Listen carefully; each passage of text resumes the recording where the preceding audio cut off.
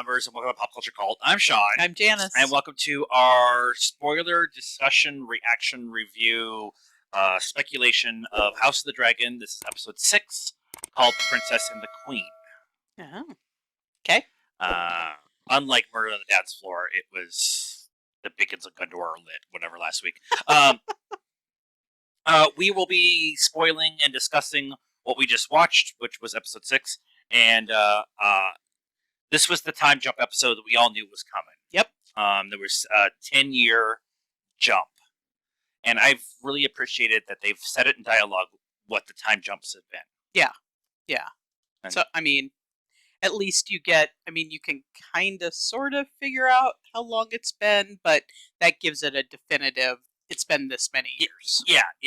And one of the things they've been talking about with the Rings of Power show is how they condensed a bunch of that time period down and kind of squeezed it into a smaller time period than over a couple thousand years. Right. And here they're doing time jumps because really we're getting to the meat of the conflict, which is the rebellion, the actual fight with the children. Right. But you had to do the backstory so that you understood, like, Rhaenyra's and Allison's relationship and Rhaenyra's relationship with Viserys and Daemon. Like, there's all these relationships that you had to establish before. Otherwise, you'd be like, why do they not like each other? What is going on with this person? And I like that they've spent this time. They gave us 5 episodes, 6 to this point now, of really laying the fundamental background knowledge that we need to have, so when the actual war comes along, we are even more invested in what is going on. Yep, they've been really easy to pick up from the kids being, teenagers or whatever. Yeah. But they are spending this time to give us a real sense of responsibility or grief or playfulness or anger, backstabbing, like all of the giving us all those minute details that's going to come into much more focus as we go forward with the big conflict that we know that's coming down the line. Yeah, because that was, and I get it. It's hard. It's a giant story, right? The story of Westeros. It's a giant story, and so Game of Thrones had to just kind of draw a line in the sand and say, this is where we're going to start. But the first season was fairly confusing the first time you watched it. You were like, wait, aren't these two brother and sister? And there's 17 houses, and some of them like each other and some of them don't. Yeah. Why is Ned's head on the ground? There's the proper, in the Game of Thrones, they expected you to catch up. Right. And here they're laying it out, and then that way when you get to there, you're... Yes.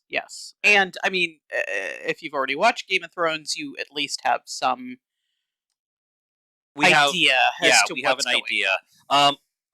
Our reviews are very sporadic. Our discussions are very sporadic, so we may not cover everything from this episode. There's a lot in this episode. There is. Yeah. And like we said last week, it was not a big fighty episode. It was a big wordy episode. That the fight is actually with words and with actions that are not of the sword or of the dragon, except when it comes to I'm going to look up her name because I didn't look at. I have IMDb up because there was 750 people in this episode. Jasper, no. Kristen, no.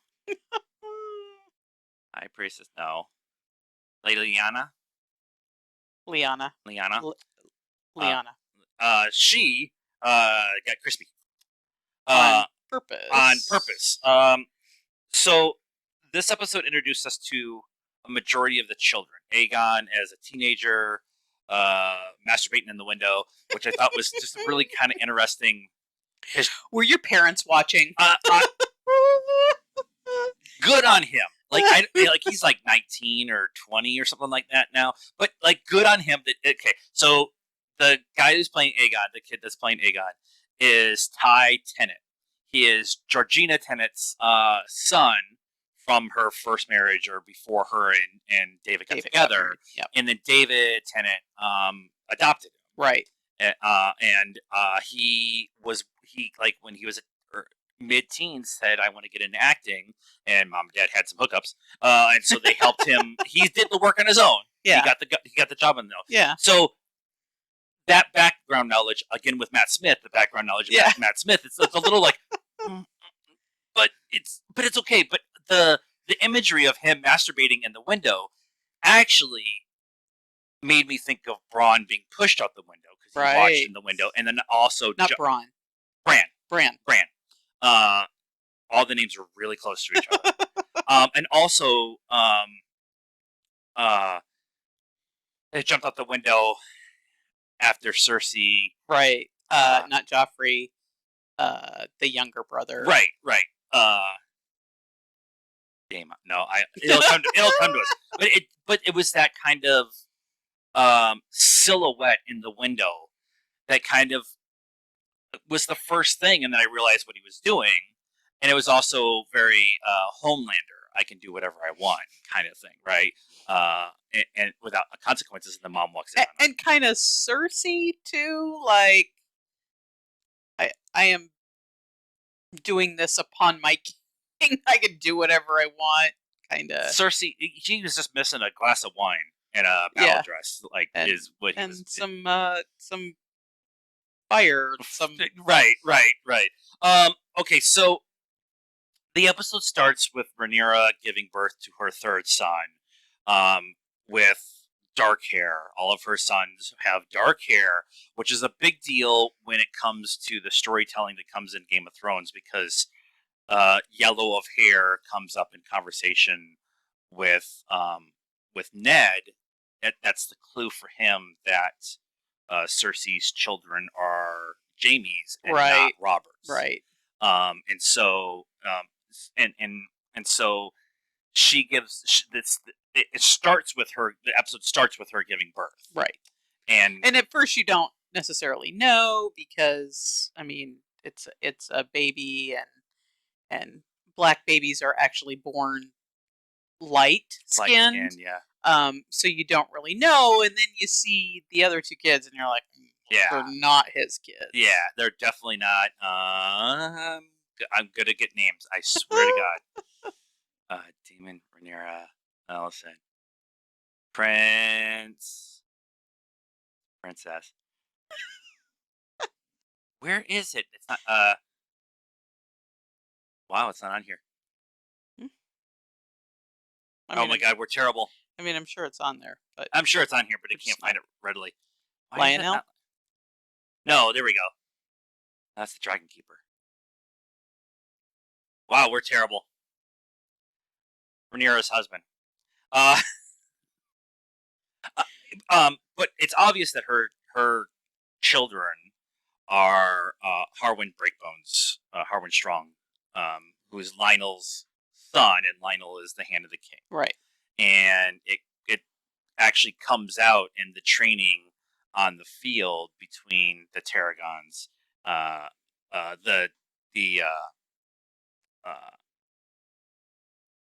Aegon and his brother, and Rhaenyra's sons are on the training ground. Right. And Sir Kristen Cole kind of calls out Harwin on the you're awfully interested in the princess training. It's either because they're a cousin or a son.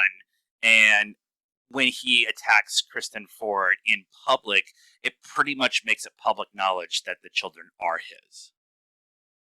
Well, I mean, I don't. At least in court. In court, everybody starts going with the idea that the children are Rhaenyra's children's are his.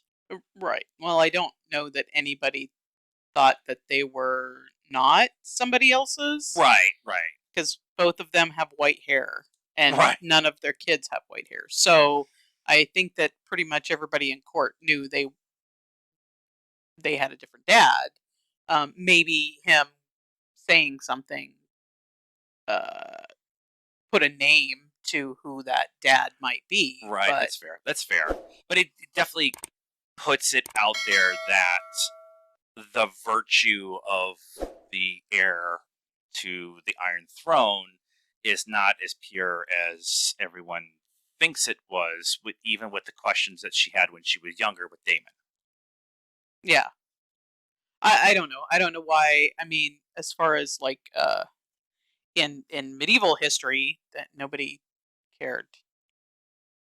You know, you have your husband is 70 and can't even get out of bed, and suddenly you get pregnant and nobody says anything because you have an heir. I don't. I, that's fair, but with everything that they set up in the first 5 episodes of House of Dragon and everything that happened with Game of Thrones, proper bloodlines mean something. Yeah. Because Jon Snow's the proper blood heir to the Iron Throne. He's Aegon the Second. Right. He is the proper heir, not Dany. And so if there's a question that Rhaenyra's children are not exactly who everybody thinks there's a challenge there. And it's also brought up when Allison goes to her son, masturbating in the window, and like, you are the blood heir, you are the correct you are the person who's supposed to be the heir, and if you're not going to play this game the way it needs to be played as an adult, your life is in danger. And so that idea of the keeping the sanctity of the bloodline, at least out in the keeping the proper bloodline out and open, and the actual. But what difference does it make? For us, it doesn't make any No, difference. but what difference does it make in the show too? Rhaenyra is their mother. What difference? And she only married the person she married because everybody was like, you know, oh my God, you need to make nice with this family because we didn't help them and Damon went and helped them instead. Right. So, you know, let's marry the two of you together to make everybody happy. It doesn't matter. It's the only reason it matters is because Allison wants the throne for her side of the family. Right. She doesn't want Rhaenyra to. So she's looking for any crack in Rhaenyra's claim. Right, but ultimately it shouldn't matter. Right. Allison's going to make it matter. Right. That's I think that was everything that happened in this episode. Like, everything about this episode was about Allison working the program. Even in her conversations with Viserys by herself, it was like her pointing out, these are not legitimate children for Rhaenyra. They're not, and you can't see it.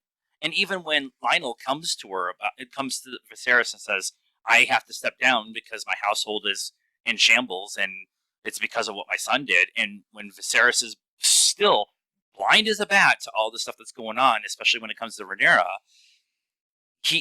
Lionel doesn't bring it out. It doesn't say it. And it's a point of interest for Allison when she's talking to Larys later on, that Otto would have said it. Otto did say it. They set it up in episode 3 or whatever. Right. When Rhaenyra and Daemon went off to the brothel. Yeah. And so they. Well, he said it, but he was wrong. What he said didn't actually happen. Right. And it's. I mean, ultimately, Allison is trying to play a game that she doesn't actually know how to play, and so people are. The wrong things are happening. The wrong things are being said. Will it help her kids? Maybe, but you know, she ends up because Lars. She says, you know, I want my dad. I wish my dad was here. Lars, Laris, yeah. Laris. I wish my dad was here. If he was here, whatever. And he completely takes that as, well, okay, you wish the hand was here to guide your husband, not, I wish my daddy was here to give me a hug and tell me what to do. Right. And so he goes and kills his own dad and brother. Yeah. So now her dad can come back as the hand. Yeah. Yeah, and it's in the trailer for the next episode. And then she's like, "Wait, that's not what I wanted." Well, this has happened multiple times with her, though. Right. That's what I'm saying. Like, she's trying to get like she's trying to make things happen, but she's doing it completely the wrong way. she's doing it completely the wrong way, and then she's falling into something or falling into new information that she didn't expect, and she's having to pivot or change or whatever it is through the whole process. Yeah. And even at the end of this episode, when Laris starts telling her, you made a wish, the queen made a wish, and so it's my job to make sure the wish comes happen. And now he's got it over her head that that you asked for this to happen. Yeah. And now he ultimately becomes the big background bad of this series. Well, he has power over her. He has power over her. Yeah. And now he's the heir. He's the Lord of Harrenhal, right? Which is a big important part, and he also now he controls that army and all that. It's so there's so many layers that are going on there that Allison's like on layer 3, and everybody else is on level like 17 or 18, and Varys is on the ground floor eating the grapes. Like it's just Viserys is on the ground floor eating grapes, and Rhaenyra is even playing at a higher level than Allison by just leaving. She just leaves at the end of the episode, and goes back to Dragonstone. And it's I feel for Allison because she feels, at least from my point of view, I feel that she feels that she has been wronged the entire way, and she's never been able to do anything that she actually wanted. And everyone that she actually cared for has used her. Right. Her father, her best friend, her husband. Everybody has used her, and so she wants to take some agency, some power back for herself. And whenever she tries to do that, it blows up in her face. Yeah, the wrong thing happens. And so it's just the struggle that's going to come out of that is really going to be interesting to watch, especially if Laris is in her ear the entire time. Yeah. And Otto's trying to pull stuff, but Laris is, I'm going to say his name 17 different ways, is in her ear. So there's going to be some fighting amongst the High Towers themselves. Yeah. And the High Towers and Strongs are going to be together now, like the Valerians and that half of the Targaryens with Rhaenyra and Daemon and all them over there. Yeah. And so it's just good. It's just really, I really like that they have spent this time to make us fully aware of what is the actual conflict that is going on here. And so I think that's interesting. Yep. Daemon, because of the 10-year gap, Daemon has gone off and married Princess Lenora.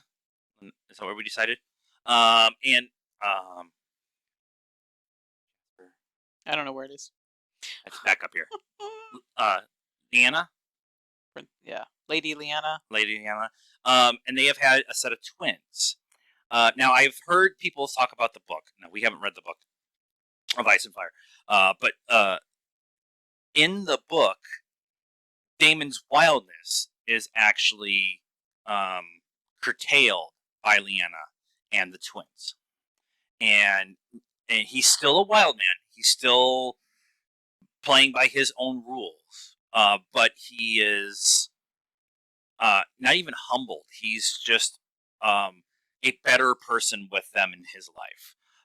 And when Leanna is giving birth to her third child, it mirrors exactly what happened with Viserys and his first wife at the beginning of the season. Mm-hmm. And the baby wouldn't turn, it wouldn't come out, and she said earlier that she wants to die as a dragon rider in battle, by the sword, by fire, or whatever. And when it comes out in this labor that she's going to die, they can possibly save the child. Mm-hmm. She decides to take her own life and go out to Vagon, which is the largest dragon in the world. It's a big ass dragon in the world right now, which is going to play a big part next week because in the trailer they said somebody comes and steals him. Somebody dragon card. How do you him. steal the biggest dragon? Like, well, it's gonna go and do whatever it wants to do. and it has to be a Valerian. Yeah. Or a Targaryen. It has to be a Targaryen to do it. Well, it Only Targaryens can ride the dragon. No, she's Valerian. Her mother is the Targaryen, is the queen that never was, and she's a Targaryen, and she married. Okay, so but she has Targaryen blood in her, and so could be one of her siblings. Right. That's what I'm saying. Like, who are the Targaryens blood wise out there who could actually come and take him? Right. And so, but all of that was very interesting because Daemon, they were at, I don't remember. You looked up the place. It was where Danny. Pentos. Okay. Pentos. We're gonna go with Pentos until we're told differently. They were there, and they were offered to stay and use their dragons as security force, essentially, for Pentos. And Daemon wanted to stay, and she wanted to go home. And they had a really interesting conversation that he doesn't sleep and is caring, is who he is, but she accepts him for who he is and what their marriage is, and he really likes the idea of not being in the Game of Thrones situation that's going on. Yeah, he's just traveling. He's just doing the traveling thing and not beholden to anybody and just caravanning life. He caravan life with his wife and his kids. Yep. And he's very content with that, and she wasn't. But now that she is gone, right, and everybody's going back to Dragonstone, and you have everything that's going on at King's Landing, and now you have what's going on with Harrenhal, the Strongs, and the Hightowers. It's, you can kind of start seeing where the lines are being drawn. Yeah. Of where everybody is now. In the book also, Daemon and Rhaenyra have children together, and but that has always been in everybody's back of the mind. Like, they're going to end up together at some point in time because they actually want to be together with each other. Right. Well, and that might solidify Rhaenyra's, at least one of her children, as the heir, if it's her and Daemon's child. But she'll, ultimately have at least 3 kids in front. That, what is she going to just give them up to be killed or whatever because they are in the way? Because her oldest is ultimately the next in line, and they even said it in this episode that he would be the next in line. Right. So if I don't know. And in the beginning, in the opening, it was Rhaenyra's sigil, and 3 bloodlines were coming off of it. So for right now, it's just the 3 of them. Just the 3 of them. And in this episode, at the small council meeting, that both Rhaenyra and Allison both have seats at now, which is a big difference from before. Rhaenyra, even as the heir, didn't have a seat. She was the cupbearer, and then she became she got a seat. Now Allison's at the seat, and the Maester's like, so he doesn't even know what's going on anymore. Yeah, he's like, somebody needs to go. Talking about the conversations before. What's his name? Lannister was at the table too, as the master of. No, he wasn't a master of Queen. He was at the other end of the table. Yeah. With Viserys. Yeah. But in that conversation, Rhaenyra offers a olive branch because she's done with everything that's going on, and she's also older now and wants to protect her children. She offers a union between her oldest son and Allison, Viserys' oldest daughter, and then the houses are actually together and it's done. And Allison pretty much spits on the olive branch and then sets it on fire. And it then has a hissy fit when Lionel shows up with Viserys. Like, she tucks him into the blanket. He's like, I don't need the blanket. And he tucks her in, whatever. And then Lionel shows up. Lionel tries to do the correct thing. Because Lionel's a good guy. He tries to do a good thing, but doesn't admit to actually what's going on. Yeah. Viserys tells him to go back to Harrenhal to take care of his business and then come back. And Allison storms out after the whole conversation, not tucking him back into the blanket because she's only taking care of him to try to get her way. And then when she was basically dismissed, she was like, okay, whatever. right, which leads to her conversation with Laris, um, Larius, and but that leads to her again. We're talking about Allison doing things without understanding the next 5 plays if she does something. Yeah. And so it was just that whole sequence at the small council, and then Rhaenyra was breast milk was leaking because she's had a baby like 2 minutes ago. Yeah, yeah. And the whole opening scene with Rhaenyra giving birth, and then as soon as the baby comes out, the handmaiden shows up and says the queen wants to see the baby now. I'm with her. I wouldn't have taken that. I wouldn't have let her take that baby to Allison. The baby would never come back. It never come back. She drags her just had a baby ass up the stairs, down the hall. I'm sorry, bleeding everywhere. I love Rhaenyra. I love her wildness, her intellectual whatever she. That is the most pimp thing you can do. I would, yes. I absolutely would have done. I mean, like, I'm sure a bunch of guys out there are going to be like, "Oh my god, this is so dumb." You would, I would have absolutely. Yeah, because that child is that. Just that one little simple sentence puts Rhaenyra, who just gave birth, on her brings her hackles up because her child is her brand new child is in harm from this woman who is trying to get rid of all of her children. Right. like and she's the queen, so everybody has to obey her, and she knows that. But like Rhaenyra's like, I just had a baby. Just like, everybody sees how wrong it is of what Allison is doing. Right. But right. they don't, there's nothing they can do about it. They have to come tell Rhaenyra that she wants to see her, and then Rhaenyra's like, well, yeah, I'm going with, you're not taking my babies. So yeah. Let's talk about the time jump and the recasting at the last little bit here. Emma D'Arcy is playing Rhaenyra, and Olivia Cook is playing Alicent, the older versions of them. I applaud HBO and House of the Dragon for making this decision to recast your two main antagonists of the show halfway through the show, through the first season, to make the time jump, to make it visually and aesthetically and storytelling wise make the most sense. I loved what Millie Alcock was doing with Rhaenyra, and I really want to see more of her. And her name just left me. You're gonna make me look it up. Who is doing with Allison, and it's disappointing to lose them, but I also understand the reasoning behind it. Now, light the way to the da da da. It is a little bit of it's a little jarring. It is a little jarring, but Emily Carey.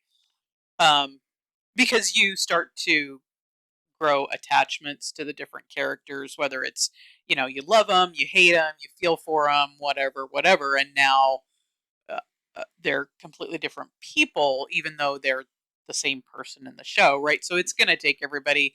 I mean, I can hear people kind of, that pulled me out of the episode and all that. And actually, this is one of the times I think it is actually a legitimate thing to say, because it is jarring to have somebody, a brand new actor in this role, and especially when it starts with Rhaenyra giving birth. The last time we saw Rhaenyra, she was going off to get married. It wasn't she wasn't in anywhere position to have children, and now she's given birth to her third child, and so and then I'm going to bring up the names again to make sure I get everything right. Olivia Cook has an outburst at Kristen Cole.